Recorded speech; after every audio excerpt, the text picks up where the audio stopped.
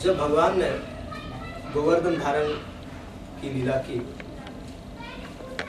और पूर्ववत भगवान ने गिरिराज गोवर्धन को रख दिया और सब लोग आनंद उल्लास के साथ भगवान का आलिंगन किए। अपने अपने जैसे सम्मान था कि जो सखा थे भगवान के, उन्होंने भगवान को आलिंगन किया, जो बड़े थे उन्होंने भगवान को आशीर्वाद दिया और इस तरह से अपने अपने प्रेम सौहार्द से भगवान को भगवान के गुणों को गाकर, कृष्ण के गुणों को गाकर सब लोग वृंदावन की तरफ, ब्रज की तरफ लौट पड़े। अब शुरुआत में जिस तरह से इंद्र यज्ञ करने के लिए जो जैसी इष्टागोष्ठी हुई थी, वैसे इष्टागोष्ठी अब कृष्ण के इस अद्भुत कर्म को देखकर ब्रजवासियों के बीच में होने लगी। जितने सारे प्रभु लोग थे, जितने सारे जो गोप लोग थे, जो वरिष्ठ गोप लोग थे, वे एकत्रित हो गए। नंद बाबा भी थे उसमें, उनके भाई थे, या और भी जो ब्रज के जो वरिष्ठ जो गोप लोग हैं वो एकत्रित होकर चर्चा करने लग गए। कैसे ये हम लोग को इतना बड़ा सौभाग्य कैसे है कि एक साधारण हम लोग गोपालों के बीच में इतना अद्भुत कर्मा बालक आ गया। ऐसा कैसे हो गया? हम लोग तो ग्वाल बाल हैं, जो छोटा मोटा व्यवसाय, जो गाय के संबंधी छोटा मोटा कार्य करके हम लोग अपना जीवन निर्वाह करता है और जंगलों में रहता है। ऐसा भी नहीं कि हम लोग शहर वाले हैं, लेकिन हम लोगों के बीच में ये ऐसा बालक जिसने 7 दिन और 7 रात तक गिरिराज गोवर्धन को धारण किया, तो वास्तव में हम लोगों के लिए तो सौभाग्य है, लेकिन उसके लिए, उस बच्चे के लिए तो कितना निंदनीय कार्य है हम लोगों के बीच में जन्म लेना, हम आहिरों के बीच में। तब और चर्चा करते हुए किसी गोप ने कहा कि जैसे गजराज खेल में, जैसे गजराज तो हाथी अगर किसी कमल को उठा ले और सर पर धारण कर ले तो कितना आसान है उसके लिए। हाथी के लिए तो बड़े पेड़ को भी उखाड़ के फेंक देना उसके लिए कोई बड़ी बात नहीं है, लेकिन वैसी यदि कोई गजराज है जो कमल के फूल को, सरोवर में से किसी कमल के फूल को उठा ले और उसको सिर पे धारण कर ले, तो उतने ही आसानी से इस 7 साल के बालक ने, इस 7 साल के छोटे से बालक ने गिरिराज गोवर्धन जैसे इतने बड़े पहाड़ को 7 दिन और 7 रात तक धारण किया। तो किसी गोप ने कहा कि ये साधारण मनुष्यों के लिए ये संभव नहीं हो सकता, ये निश्चित रूप से कोई देवता है या फिर कोई स्पेशल व्यक्ति है। तो इस तरह से नंद बाबा की तरफ देखकर बार बार ये कहने लग गए। तो आपस में अभी भगवान के गुणों की चर्चा चलने लग गई।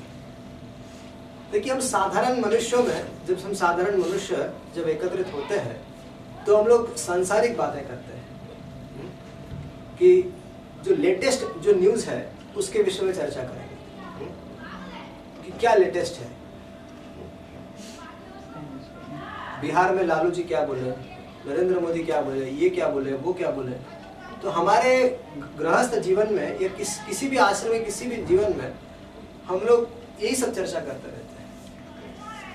बड़े बड़े साधु लोग, बाहर के तथाकथित साधु लोग भी भगवान को प्रवचन करना छोड़े सब सांसारिक बातें करते रहते हैं।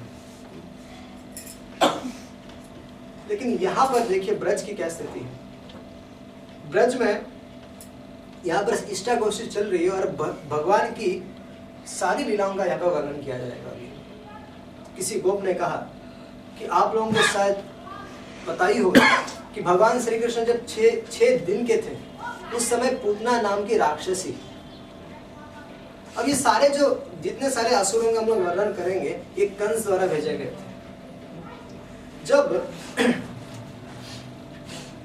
जब कंस को ये पता चला कि उसकी जो इष्ट देवी दुर्गा जी ने जब उसको ये कहा कि तुम्हें मारने वाला कोई जन्म ले चुका है, तो उसके हृदय में एक खौफ बैठ गया, एक डर बैठ गया और चलते सोते उठते जागते वो बार बार हमेशा डरा रहता था कि मेरा शत्रु कहाँ पर है, मुझे उसको मारना है। तब एक बार अपनी एक भरी मीटिंग में, एक भरी सभा में कंस ने अपने सारे मंत्रियों को, अब उसके सारे मंत्री कौन थे? अघासुर, बकासुर, पूतना, या जितने तृणावत, ये सारे उसके मिनिस्टर्स थे ना। अक्सर ऐसा होता है कि राजा के जो मंत्री इत्यादि है, सलाहकार जो होते हैं वो ब्राह्मण इत्यादि होते हैं, लेकिन इसके जो सलाहकार थे वो सारे राक्षस थे, असुरी प्रवृत्ति के। तो उन लोग भी जो सलाह देंगे वो असुरी प्रवृत्ति की होगी।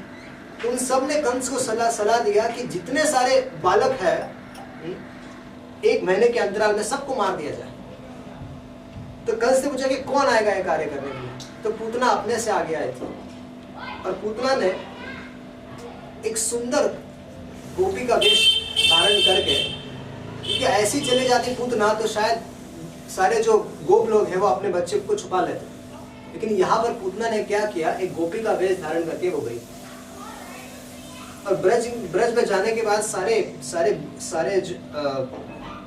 वृंदावन में या गोकुल में घूमने के बाद वो नंबर डाल रही थी, इस बच्चे को 10 नंबर में मारूंगी, इस बच्चे को 9 नंबर में मारूंगी, इसको 8 पे, इसको 7 पे, इसको पहले किसको। और ऐसा करते भगवान जो थे अपनी शक्ति के द्वारा पूतना को अपनी तरफ खींच रहे थे।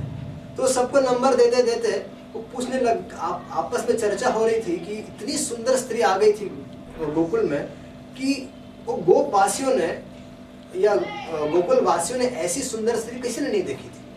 तो उनके बीच में चर्चा होने लग गई कि ये निश्चित रूप से ना लक्ष्मी जी होंगी। फिर किसी ने कहा नहीं, ये पार्वती जी है। किसी ने कहा ये कोई अप्सरा होगी। तो किसी ने कहा अरे नहीं, ये लक्ष्मी ही है जो अपने नारायण को ढूंढने आई है। तो नारायण कहाँ है इसके? अरे नंद बाबा के घर में जो नारायण शिला है ना, वही इसके नारायण है। तो उनको खोजती हुई आ गई होगी। तो इसको जाने दीजिए। तो सब लोग उसको रास्ता बता रहे थे कि जाओ नंद भवन जाओ, नंद भवन जाओ।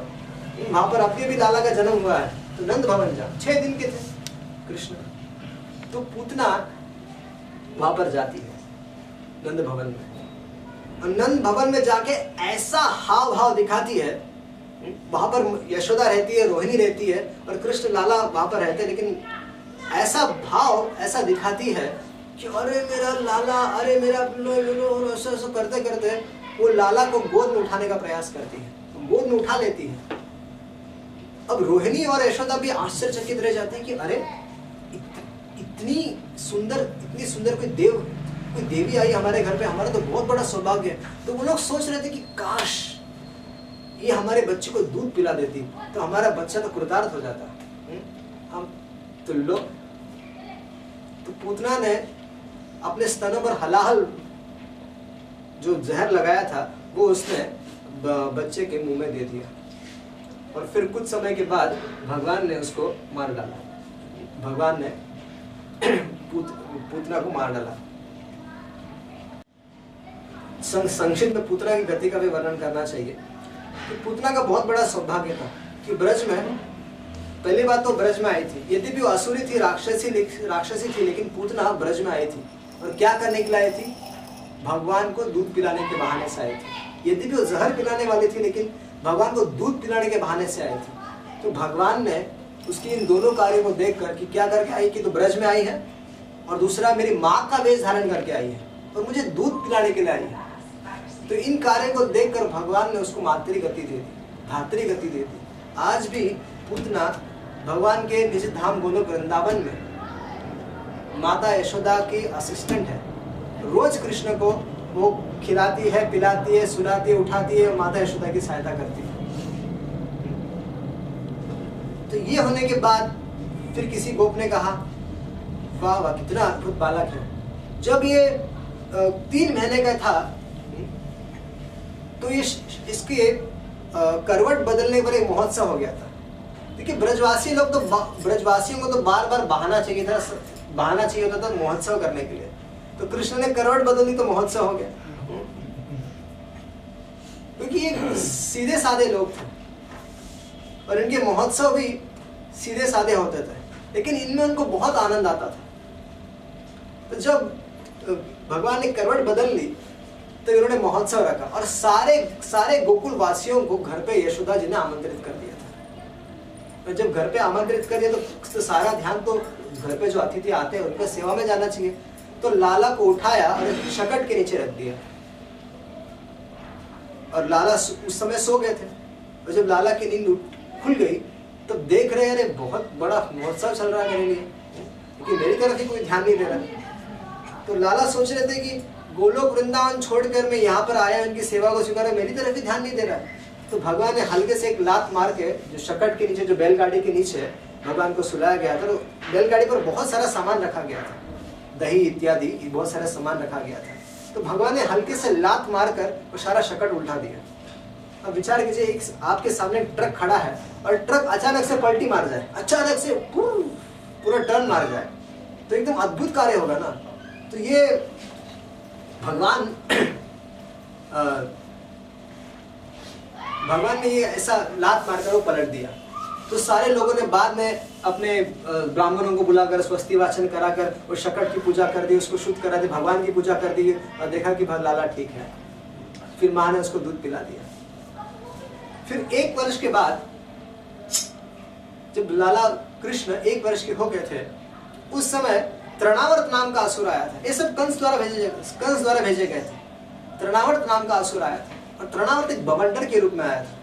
तो माँ यशोदा कृष्ण को गोद में लेकर बैठी हुई, तो दूध पिला रही थी और अचानक से कृष्ण बहुत भारी बन गए, बहुत भारी बन गए। इतने भारी बनते जा रहे थे कि माँ को उसको गोद में लेना डिफिकल्ट हो रहा था। तो माँ ने उसको, इतना भारी बनते जा रहे थे कि माँ ने उसको नीचे रख दिया और एक विचित्र ऐसी घटना हो रही लाला के साथ। ये सोचकर थोड़ा देर इंतजार किया, बाद में सोचे चलो छोड़ो, अपना काम करते हैं, ये तो ऐसा कुछ हो गया रहेगा, शायद मेरा भ्रम होगा। ये सोचकर माँ चली गई अपने काम करने के लिए। और वहां पर भवंडर के रूप में तृणावर्त, इस गृह तृणावर्त जी आ गए। तृणावर्त जी आगे, तृणावर्त ने सारे गोकुल को धूल से भर दिया और धूल से भरते भरते वो नंद भवन में आए और उन्होंने लाला को उठा लिया। अब लाला, अब बिना कृष्ण की इच्छा की कृष्ण को उठा नहीं सकता। कृष्ण की भी इच्छा थी जरा टॉप व्यू देखो गोकुल का। तो तृणावर्त के बहाने से भगवान ऊपर चले गए टॉप व्यू देखने के लिए। तो ऊपर गए तो भगवान ने खेल खेल में उसको तृणावर्त का गला दबाकर उसको मार दिया। उसके बाद बहुत ही प्रसिद्ध लीला है कि जब सारे तृणावर्त का उद्धार हो गया, उसके बाद एक बहुत प्रसिद्ध लीला है कि भगवान सब जगह, कृष्ण सब जगह माखन चोरी करते थे और सब जगह से सारी गोपियां रोज लिटरली रोज सारी जो गोपियां थी वो कृष्ण की कंप्लेंट लेकर रोज यशोदा माता के पास आती थी। तो माँ यशोदा किसी ना किसी बहाने से उसको सांत्वना देकर माँ यशोदा उनको वापस भेज देती थी। कभी कभी वो लोग बोलते थे कि आज इसने हमारे इतने मटके फोड़ दिए, तो माँ बोलती थी कोई बात नहीं सखी, हमारे घर पे तुम्हारे जितने मटके टूट गए हैं उससे डबल ले जाओ, टिबल ले जाओ, 10 गुना ले जाओ, लेकिन हमारे लाला को चोर मत करो। क्योंकि जैसे ही वो लोग चोर बोलते थे लाला को तो उनको बहुत पीड़ा हो जाती थी। चोर, माखन चोर जब बोलते थे उनको बहुत पीड़ा होती थी। तो एक दिन माँ यशोदा दही मथ रही थी, दही मथ रही, लाला सो रहे थे, सुबह सुबह का समय था कि माँ यशोदा ने विचार किया ये लाला ऐसा क्यों है। मैं इतने लोग तो कंप्लेंट लेकर आया तो निश्चित रूप से लाला कुछ ना कुछ तो करता ही होगा। तो इसका अर्थ है मेरे घर पे जो माखन बनता है उसमें स्वाद नहीं है, उसमें कोई, उससे लाला को आनंद नहीं आता है। तो यशोदा माँ ने विचार किया निश्चित रूप से जो मेरे घर की दासियां माखन बनाती इस कारण से होगा। तो यशोदा माँ ने क्या किया, पद्मगंधा गाय का दूध निकाला स्पेशल। वो पद्मगंधा गाय एक विशिष्ट प्रकार का घास ही खाती थी, साधारण घास नहीं खाती थी। उन गायों का दूध माँ यशोदा ने कृष्ण के लिए निकाला और वो गैस पर गर्म करने का रख दिया, चूल्हे पर रख दिया। और यहाँ पर आजकल के हिसाब से बोलना पड़ता है ना, तो यहाँ पर माँ यशोदा मतना चालू कर रही थी, करीब भगवान के ही गुणों को गा रही थी। देखिए ब्रज में हर एक व्यक्ति हर कोई काम करते वक्त कृष्ण के ही गुणों को गाता है।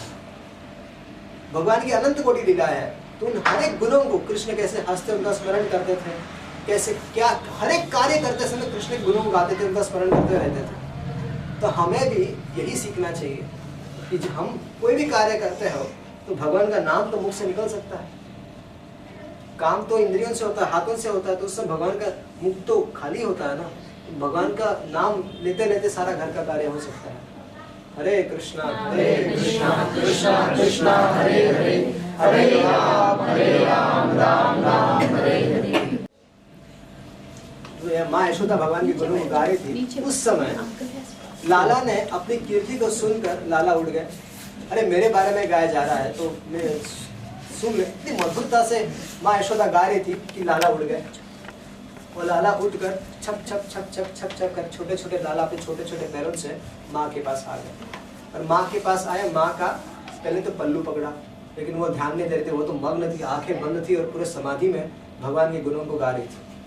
तो फिर लाला ने माँ का ध्यान बटोरने के लिए क्या किया, जो डंडी थी, जो मथनी थी, उसको जाके रोक दिया।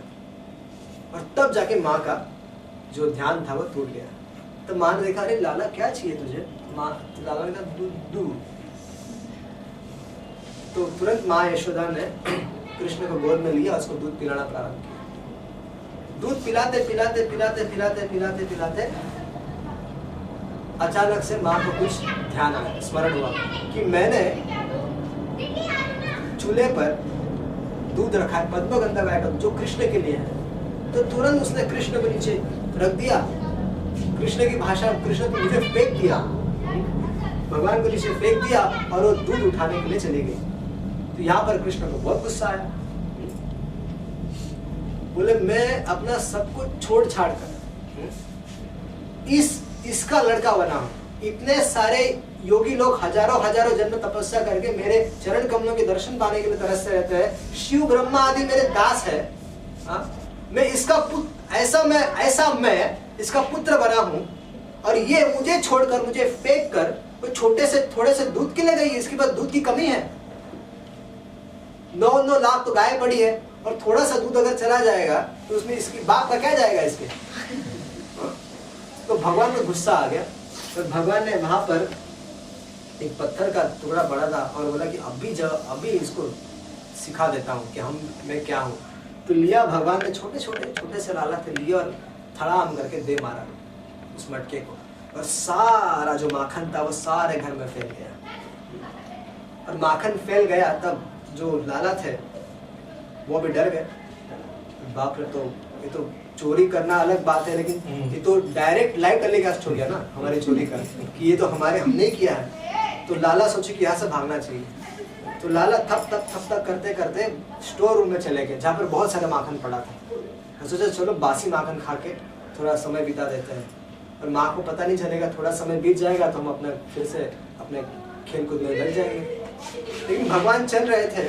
तो जो त्रिविक्रम भगवान बलि महाराज के यज्ञ में जो त्रिविक्रम भगवान आए थे, उन्होंने अपने 3 पैरों से सारे समस्त ब्रह्मांड को माप लिया, तीनों लोगों को माप लिया।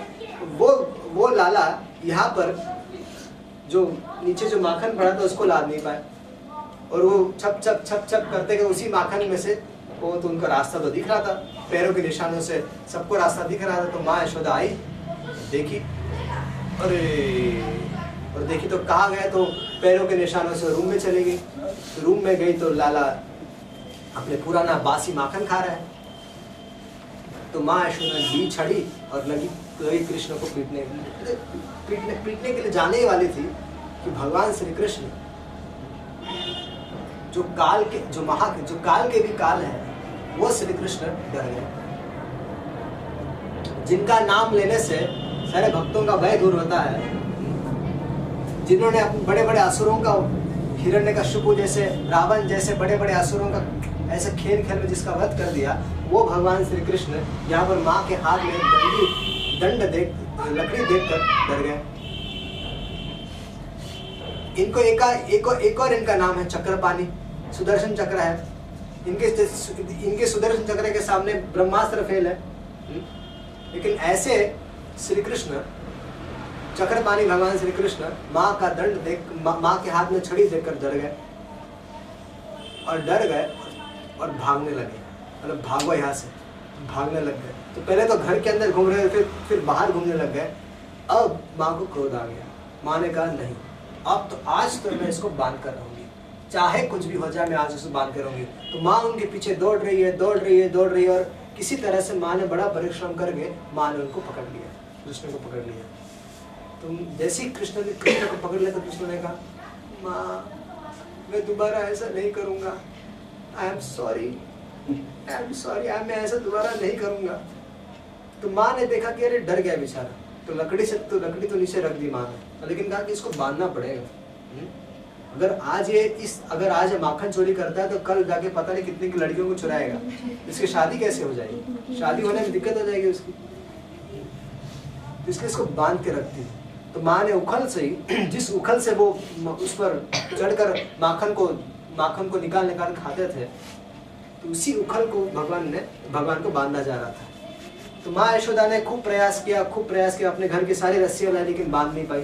फिर सारे गांव की स्त्री आई, तो यशोदा रानी ने कहा, तुम अपने अपने घर से सारी रस्सियां लेकर आओ, हम आज इसको बांधना ही है मुझे। तो अंततः भगवान श्री कृष्ण प्रेमवश ने बंधन स्वीकार कर लिया, और फिर वो उसी बंधन को लेते लेते नलकुर और मणिग्रीव जो दो अर्जुन वृक्ष बने थे, उनका उद्धार कर दिया। उसके बाद इन्होंने बकासुर है जो बगुले के रूप में आया था, उसको भी उन्होंने मार दिया। ये आया था, बकासुर आया था। उसके बाद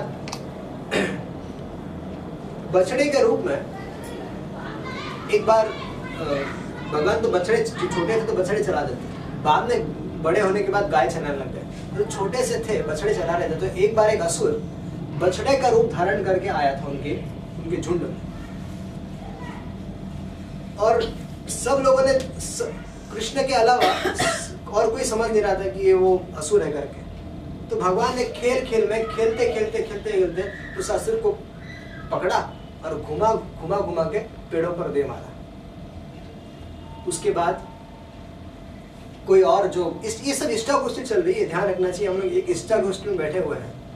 इसकी इष्टा गोष्ठी में जहाँ पर नंद बाबा है, उपनंद जी है, और अन्य जो गोकुल के जितने सारे गोप लोग हैं, उनके बीच में चर्चा चल रही है। ये सब घटना तो पहले हो चुकी है, ये सब आपस में चर्चा चल रही है। तो हम लोगों को भी इसी तरह से बैठकर इस तरह से कृष्ण कथा करनी चाहिए अपने जीवन में। अपने परिवार के साथ बैठे हैं तो ऐसा नहीं कि सारे परिवार के लोग टीवी चालू करके सब बैठ जाए, कहानी घर के देखे, या कोई पुराने नए पिक्चर देखने बैठे ना। कभी बैठ के कभी श्रीमद् भागवत खोले, कृष्णा बुक खोले, भगवत गीता पढ़े।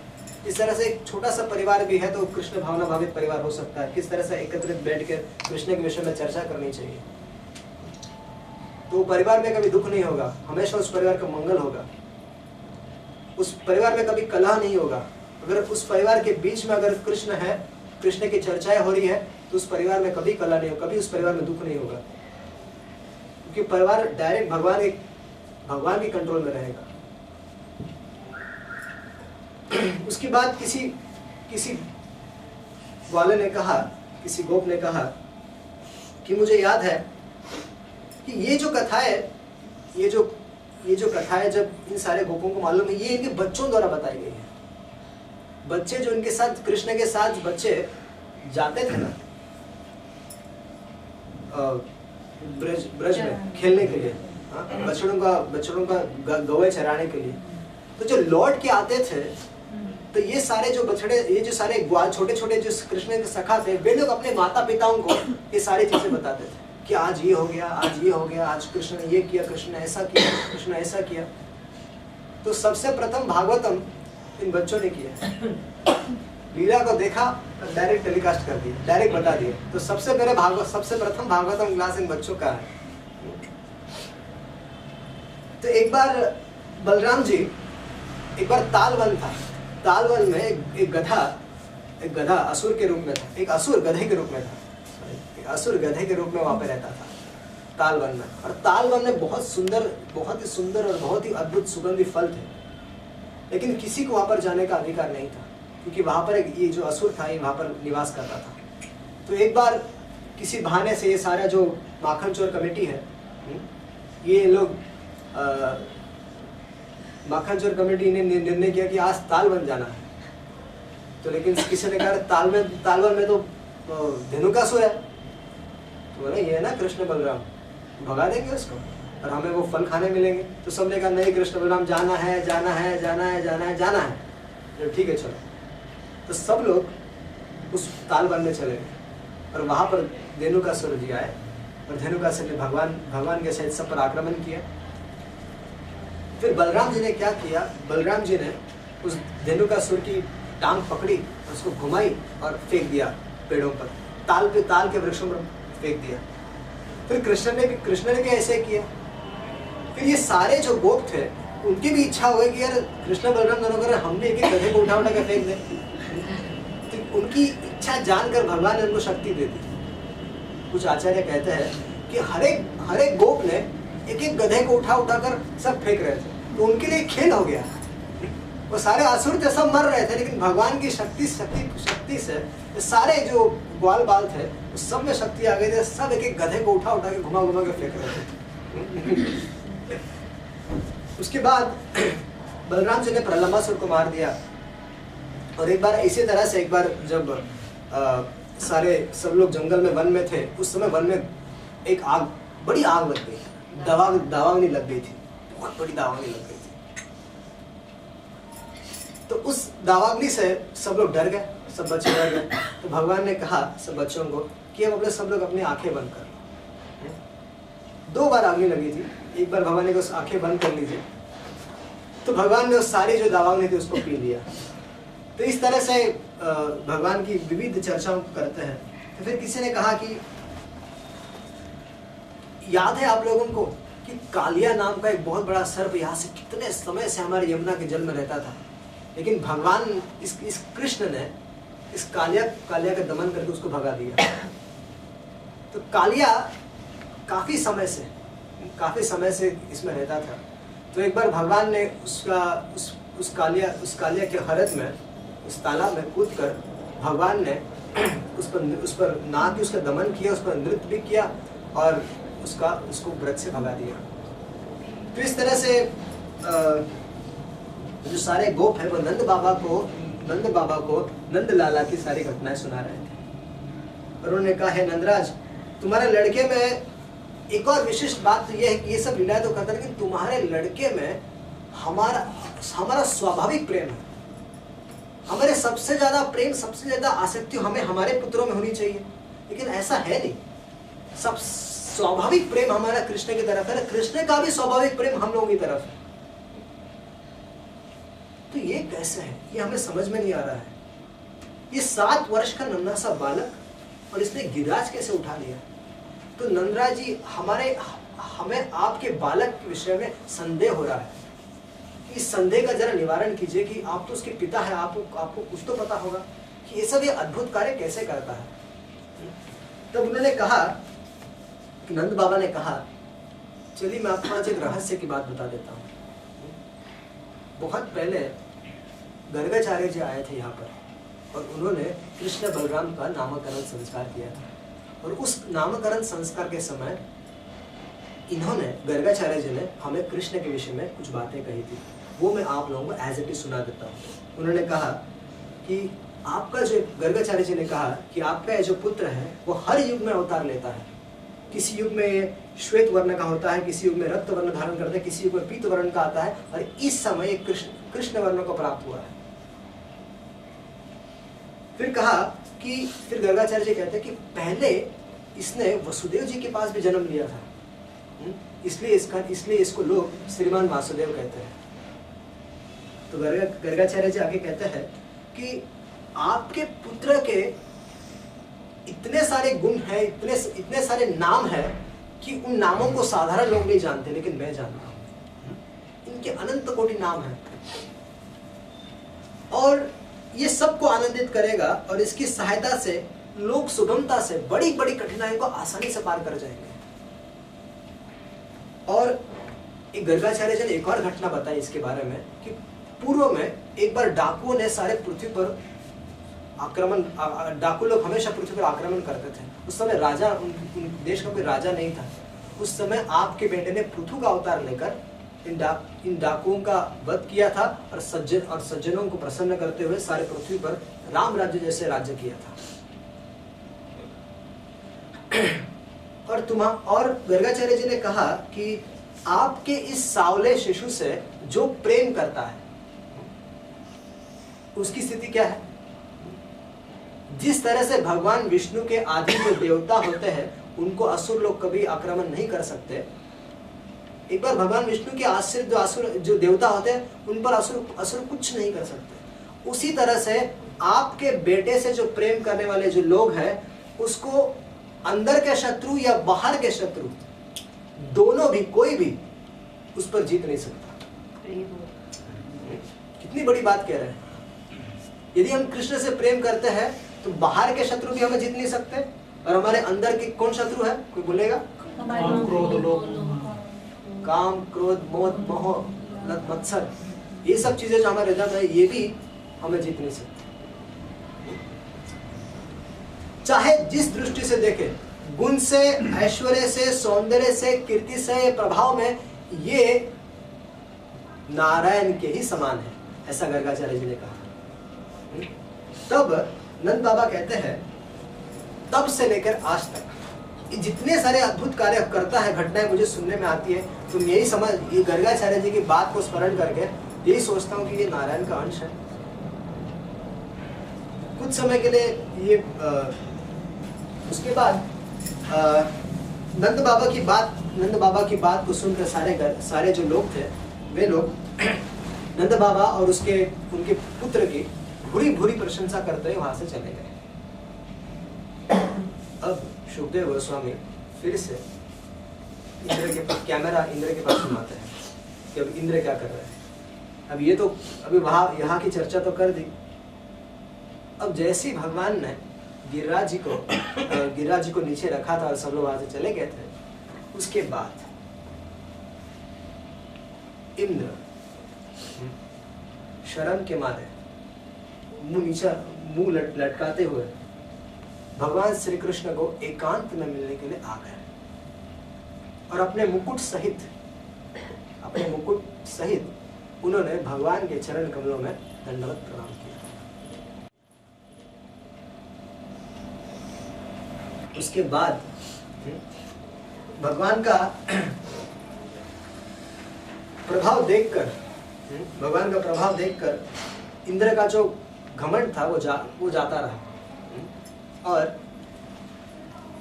इंद्र ने एक स्तुति प्रारंभ की। स्तुति तो बहुत लंबी है, मैं कुछ थोड़े से इसमें क्योंकि हमारे पास समय भी बहुत कम है, इसलिए मैं थोड़े संक्षिप्त में स्तुति को लेना चाहूँगा। इंद्र ने कहा कि प्रभु आपका स्वरूप शांत, ज्ञानमय, रजोगुण और तमोगुण से रहित एवं विशुद्ध अप्राकृत सत्वमय। भगवान का जो शरीर है वो आप लोग या हमारे जैसा इनका शरीर नहीं है। भगवान का शरीर प्राकृत नहीं है, अप्राकृत है। ऐसा नहीं कि भगवान हमारे शरीर में जिस तरह से क्या है, हड्डियां है, खून है, पीप है और मलमूत्र है, इस तरह से हम लोगों का शरीर नहीं है। इस तरह से हमारा शरीर जैसा है वैसे भगवान का शरीर वैसा नहीं है। भगवान का शरीर दिव्य है, अप्राकृत है। उनके शरीर में हड्डी ये सब नहीं है। जिस तरह से हमारा शरीर और हमारे आत्मा में और हमारे शरीर में अंतर है, वैसे भगवान के शरीर और भगवान की आत्मा में कोई अंतर नहीं है। भगवान पूर्ण रूप से सच्चिदानंद है, ये हमें जानना चाहिए। भगवान का शरीर पूर्ण सच्चिदानंद रूप है। हमारे शरीर में जैसा भेद है कि हम शरीर अलग है और आत्मा अलग है। आत्मा ने इस देह को धारण किया इसलिए उसको देही कहते हैं, लेकिन भगवान ऐसा नहीं है। भगवान का जो पूर्ण शरीर है वो पूर्ण चिन्मय है। उसके बाद इंद्र कहते हैं कि प्रभु, जो लोग अगर आपका शरीर ही चिन्मय है तो आपका देहादि से संबंधी नहीं है और आप में काम, क्रोध इत्यादि जो मनुष्य के दोष है वो भी नहीं है। भगवान में काम, क्रोध, मद, मोह, मत्सर ये सब कुछ नहीं है। तो भगवान सच्चिदानंद है।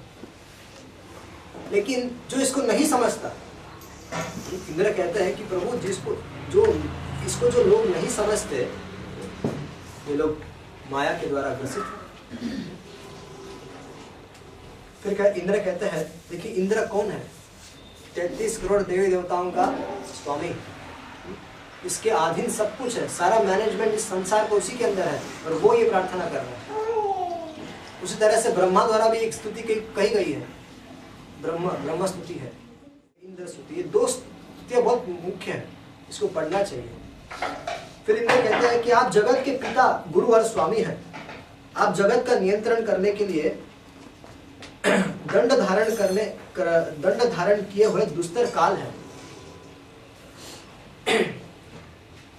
देखिए कभी कभी ऐसी धारणा हो जाती है कि लोग इतने अहंकार में रहते हैं कि हमारी धारणा जो हमारी मृत्यु कभी नहीं होने वाली है, कभी मृत्यु होने नहीं वाली है। लोग इतने धन कमाने के पीछे या नेम फेम प्रतिष्ठा के पीछे इतने लगे हुए हैं कि हम लोग ये भूल जाते हैं कि हमारी मृत्यु होने वाली है और काल समय बीत रहा है। उनकी जितने जीवन की आयु है वो दिन प्रतिदिन वो कम होती जा रही है, हम भूल रहे हैं। और मनुष्य शरीर का जो परम लक्ष्य है भगवान की प्राप्ति करना, उससे हम भूल जा रहे हैं। लेकिन जो लोग इस तरह से अज्ञान में है, उनको दंड काल भगवान का जो काल रूप है वो देता है। कैसे? सब कुछ हर लेता है, उनकी मृत्यु हो जाती है। तो इंद्र इसी का स्मरण कर रहे हैं।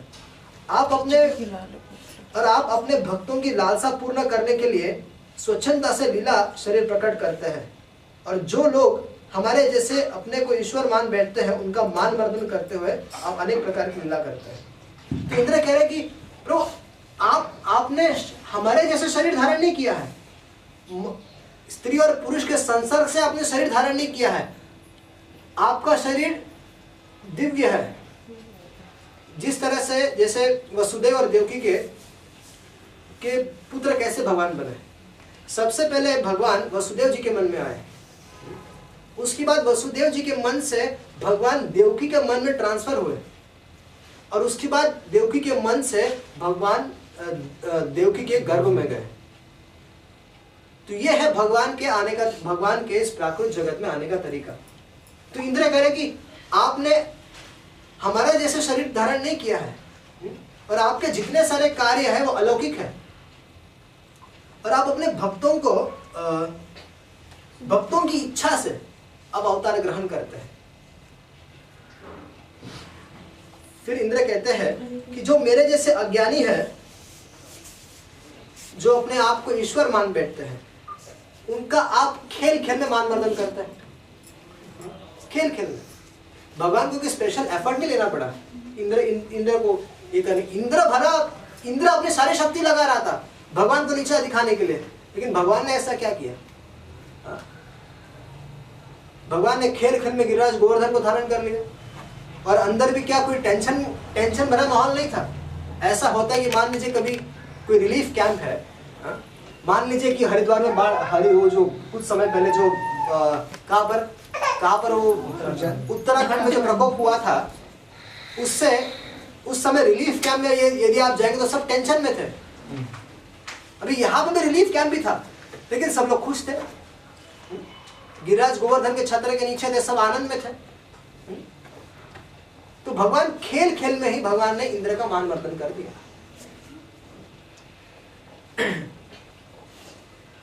इंद्र कहता है कि हमारे इस संसार में भी मेरे जैसे मूर्ख लोग होते हैं जो अपने आप को ईश्वर मान बैठते हैं। तो उन लोगों का वे लोग जब देखते हैं कि वो लोग क्या देखते हैं कि जब आप बड़े बड़े भय के अवसर पर भी आप निर्भय रहते हैं ना, तो वो देखकर उन लोगों का जो अहंकार है, घमंड है, वो खत्म हो जाता है। और वे लोग क्या करते हैं फिर वे आपके साधु, जो आपके जो भक्त है, साधु लोग हैं, उनके चरणों का अनुसरण करते हुए भक्ति करते हैं आपके। तो इंद्र आगे कहते हैं, प्रभु मैंने ऐश्वर्य के मद से मैंने आपके चरणों में जो अपराध किया है उसके लिए मुझे क्षमा कर दीजिए प्रभु। देखिए ये पद, पोजीशन, एक धन जो बहुत अधिक मात्रा में हो जाता है और उसका सही इस्तेमाल नहीं होता, उससे मद हो जाता है, और ऐसा मद हो जाता है कि हम जो हमारे सुहृद है, हमारे हित करने वाले जो लोग, उनकी तरफ भी हम ध्यान नहीं देते हैं। अरे ये क्या है, ऐसी भावना हो जाती है कि कितने, ये तो क्या छोटे लोग हैं। हमारे व्यवहारिक चीजों की बात की जा रही है, हमें इससे हमारे व्यवहारिक जीवन को भी सुधारना है। ये जो शिक्षा इंद्र के माध्यम से इंद्र स्तुति कर रहे हैं, इससे हमें अपने व्यवहारिक जीवन को भी सुधारने का प्रयास करना है कि आप कृपा कीजिए और मुझ मूर्ख अपराधी का अपराध क्षमा कर दीजिए, और ऐसा मुझ पर अनुग्रह कीजिए कि मैं फिर से कभी ऐसे अंधा ना हूं, फिर से कभी मैं ऐसे अंध ना हूं।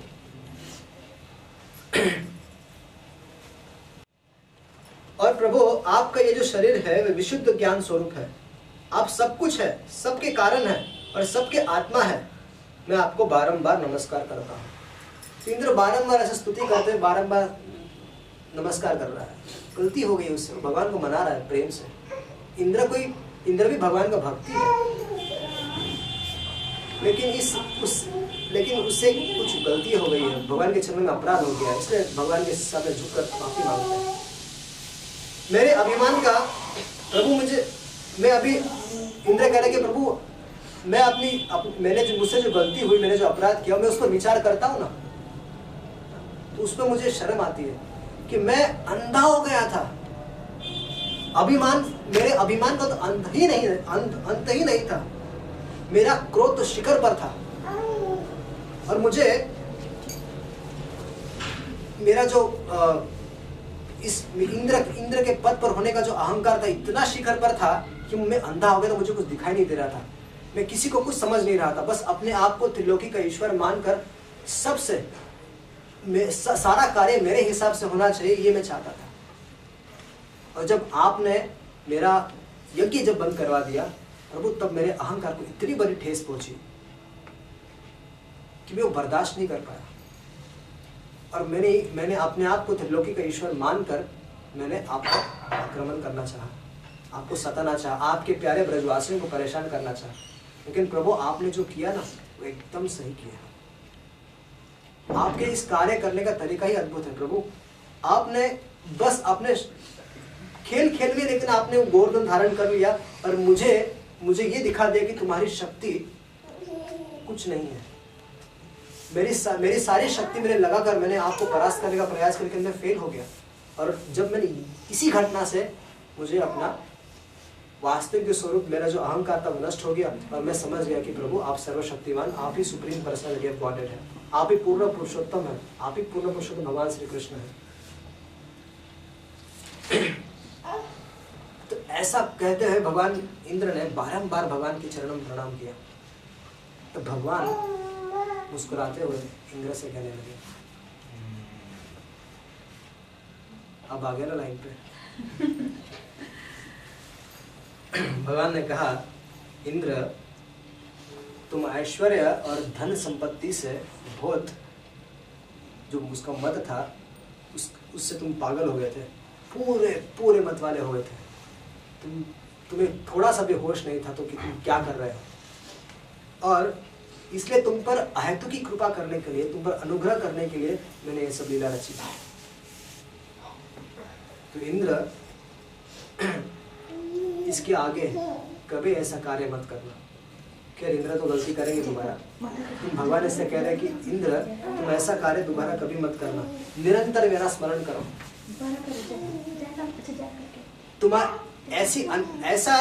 ऐसा कार्य ही मत करो, तुम्हारा जो डीलिंग्स में, तुम्हारे व्यवहारिक कार्य में ऐसा कुछ कार्य ही मत करो जिससे कि तुम्हें मेरा विस्मरण हो जाए। हमेशा हर कार्य में देखो कि ये मेरे द्वारा कंट्रोल्ड है, और तुम मेरे मात्र एक प्रतिनिधि हो, मेरे दास समझ के मेरा कार्य किया करो।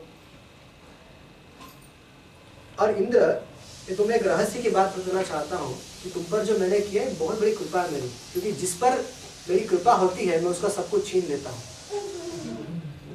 इसलिए मैं तुम पर मेरी दया है तुम पर, कृपा है मेरी तुम पर, इसलिए मैंने तुम्हारा जो अहंकार है ना, मैंने उसको छीन लिया, ताकि तुम फिर से एक साधारण मेरा जो दास है, वो दास के भाव से तुम ये सेवा कर सको, इंद्र पद पर रह सको। इंद्र जाओ, तुम्हारा मंगल हो। मंगल हो।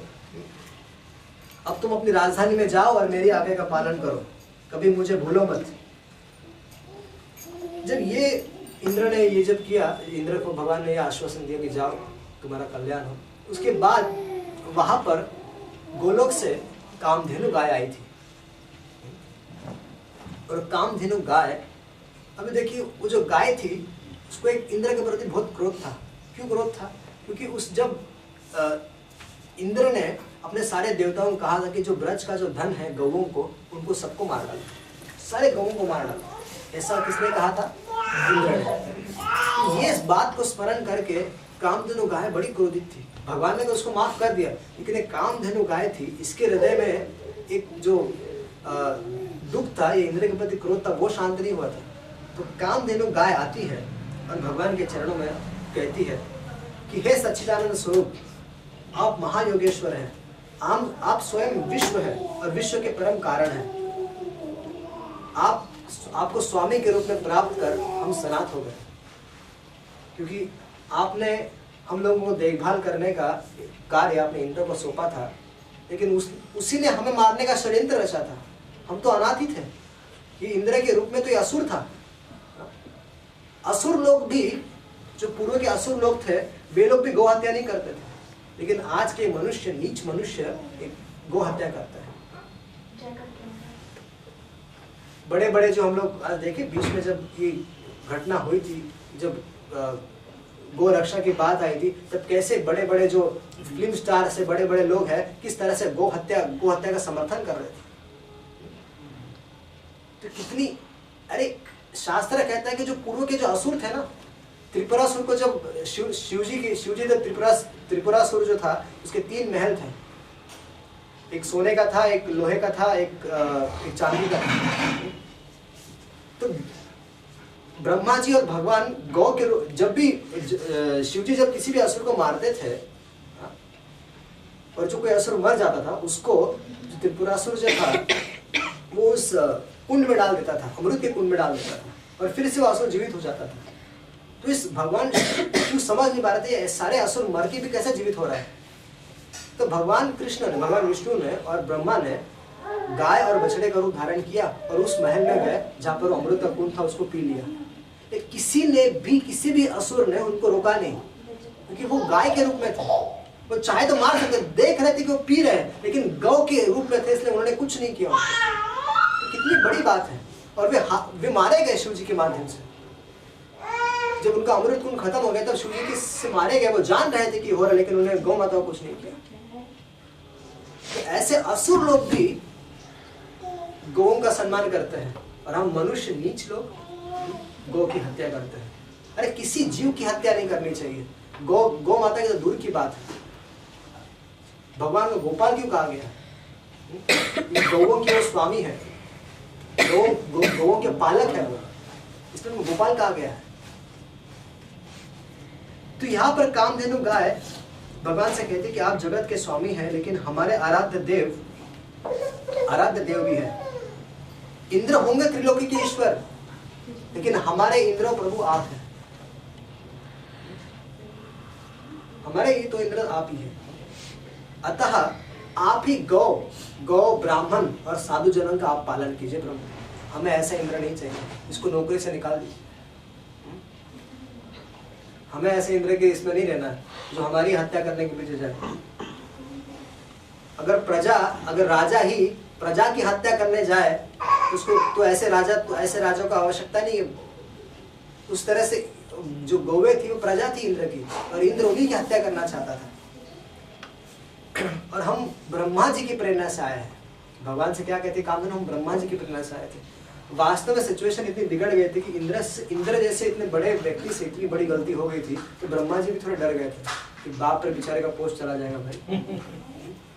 तो फिर जब इंद्र माफी मांगने के लिए जाने वाले थे, तो ब्रह्मा जी ने कामधेनु गाय को कहा कि बेटी तू भी चले जा, और इंद्र की थोड़ी रक्षा कर लेना, इंद्र को बचा लेना, नहीं तो वो बेचारे का पोस्ट चला जाएगा, कहीं का नहीं रहेगा। तो फिर कामधेनु गाय कहती है कि ऐसा इस तरह से स्तुति कर कामधेनु गाय ने अपने दूध की धारा से भगवान का अभिषेक किया, तो वो है सुरभि कुंड। वो इंद्र के द्वारा, इंद्र ने भी उस समय अभिषेक किया। इंद्र डरे हुए थे। सुरभि माता ने पहले अभिषेक किया, तो इंद्र को भी अभिषेक करने, इंद्र तैयारी कर तो आ गया था, अभिषेक की सारी तैयारी करके इंद्र आया था। क्या तैयारी किए थे कि ऐरावत के सुंड में वो आकाश गंगा का पानी लेकर आए थे। सोचे थे कि किसी तरह से भगवान, अगर सब कुछ ठीक रहा तो भगवान का अभिषेक करूंगा। लेकिन यहाँ पर इंद्र भगवान डर गए। कामधेनु ने तो इंद्र को फटकार कर और भगवान की स्तुति करते हुए कामधेनु ने तो भगवान का अभिषेक कर दिया, लेकिन इंद्र डरा हुआ था। उस समय वहां पर सारे देवता आ गए थे, सारे देवता, इंद्र की माताएं भी आई थी। तो अपनी माँ अदिति, दीति, जितने सारे माताएं वो भी सब वहां पर आई थी। तो अपनी माता के आदेश पाकर भगवान इंद्र ने ऐरावत की सहायता से भगवान का अभिषेक किया। नारद, तुम्बुरु, गंधर्व, विद्याधर, सिद्ध और चारण पहले से पर आ गए थे और सब लोग वहां पर जोर से भगवान के गुणों को गाने लग गए। हरे कृष्णा कृष्णा कृष्णा हरे हरे, हरे राम राम राम हरे हरे, हरे कृष्णा कृष्णा कृष्णा हरे हरे, हरे राम राम हरे हरे। इस तरह से भगवान के यश को सब लोग गा रहे थे और कुछ अप्सराएं थी, वो भगवान की प्रसन्नता के लिए वहां पर नृत्य कर रही थी। और उसमें जो मुख्य जो देवता थे, जैसे जो शिवजी, शायद शिवजी है या मुख्य देवता थे, उन्होंने भी भगवान की स्तुति की और भगवान को मनाया इंद्र की तरफ से। टीम वर्क था पूरा, सब लोगों ने इंद्र के लिए भगवान की प्रसन्न, भगवान की स्तुति की, सारे मुख्य देवता ने भगवान की स्तुति की। और जैसे ही भगवान को इंद्र के रूप में जब उनका अभिषेक किया गया, कुछ समय के लिए इंद्र को पोस्ट से हटा दिया गया और भगवान को इंद्र के रूप में स्थापित कर दिया गया कि भगवान आप ही इंद्र हैं वास्तव में। और इंद्र ने भी ये सोच के पूजा कर ली कि प्रभु आप ही हमारे इंद्र हैं, मैं अपनी सेवा अच्छे से नहीं कर पाया तो आप ही हमारे इंद्र हैं। तो जब जैसे भगवान इंद्र के पोस्ट पर आग इंद्र के रूप में अभिषेक किया गया, तो प्रकृति में बहुत सारे बदलाव हो गए। क्या क्या हुआ? अपने आप जो गौवे थी, वो अपने आप जो सारी गौवे थी वो अपने आप दूध देना चालू कर दी, अपने आप उनकी थनों से दूध निकल गई और सारी जो पृथ्वी थी वो गिल्ली हो गई। वृक्षों से अपने आप जो मधु था वो बहने लग गया और बिना जोते हुए जो पृथ्वी अपने आप अनाज देने लग गई, बिना जोते हुए जो अपने आप से बहुत सारे अनाज देने लग गई। और पर्वतों में जो छिपे हुए जो मणि माणिक्य है वो सब बाहर निकला, जितने सारे रत्न होते हैं ना पर्वतों में, वो सारे अपने आप बाहर निकला। ये सब भगवान को इंद्र बनाने का परिणाम है। और जितने सारे जो जंगली जानवर हैं, उनमें एक क्रूरता रहती है हृदय में कि वो अपने जो छोटे जानवरों को खा जाते हैं, लेकिन भगवान का इंद्र बनते ही ये जो क्रूरता थी उनके हृदय से ये समाप्त हो गई। और जो मनुष्य लोगों में भी आपस में बहुत प्रेम हो गया, वैर भाव खत्म हो गया। इस प्रकार गौ और गोकुल के स्वामी गोविंद का अभिषेक किया और उनकी अनुमति प्राप्त होने पर भगवान और सारे जो भगवान की अनुमति प्राप्त होने पर सारे जो देवता थे, सारे गंधर्व थे, सब लोग अपने अपने स्थान पर चले गए। तो हमें ये जो भगवान की गिरिराज गोवर्धन धारण की जो लीला है, इससे हमें एक शिक्षा लेनी चाहिए। कुछ लोग होते हैं जो 3 प्रकार के लोग संसार में हैं। एक जो घटना को देखकर समझ जाते हैं, दूसरी घटना की अनुभूति करके समझ जाते हैं, और तीसरे वो लोग जो मूर्ख होते हैं, वे लोग देखकर भी अनुभूति करने के बाद भी नहीं समझते। जैसे यहाँ पर हम देख रहे हैं कि कैसे भगवान इंद्र के साथ एक घटना हुई और इससे ये चीज पता चला कि भगवान कौन है और देवताओं उनके साथ क्या संबंध है। एकले ईश्वर कृष्ण आर्य सब भृत्य, एकमात्र कृष्ण ही ईश्वर है और सभी उनके दास हैं। ये चीज इस लीला से स्थापित हो जाती है। उसके बाद कैसे जिस तरह से इंद्र आदि देवता और भगवान की इंद्र अपनी गलती का एहसास करते हैं, इंद्र एक अपने आप को ईश्वर मानकर भगवान का तिरस्कार किया था। उसी तरह से हम भी अपने अपने जीवन में एक अपने आप को ईश्वर समझते हैं, मैं कुछ हूं। ये अहंकार है हम लोग में। अहंकार ये होना चाहिए कि मैं कृष्ण का दास हूं। सबसे बड़ा अहंकार ये होना चाहिए, मनुष्य को अगर अहंकार होना ही चाहिए, फॉल्स ईगो ना, हमारे में फॉल्स ईगो है, लेकिन ये फॉल्स है। ईगो क्या है? कि मैं कृष्ण का दास हूं। फॉल्स ईगो कि मैं ये हूं, मैं वो हूं, समझ रहे हैं? कि मैं इसका स्वामी हूं, मैं उसका ये हूं, ये फॉल्स ईगो है। लेकिन ईगो क्या है? मैं कृष्ण का दास हूं। भगवान भी कहते हैं गीता में, मैं वांछो जीव लोके जीव भूता सनातना, कि हम जो जीव जो है वो मेरा अंश है, भगवान कहते हैं।